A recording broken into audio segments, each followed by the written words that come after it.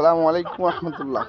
আলহামদুলিল্লাহ, আল্লাহ পাকের নিদর্শন একটি নদী। এই নদীটাও কিন্তু আল্লাহ পাকের একটি অন্যতম নিদর্শন।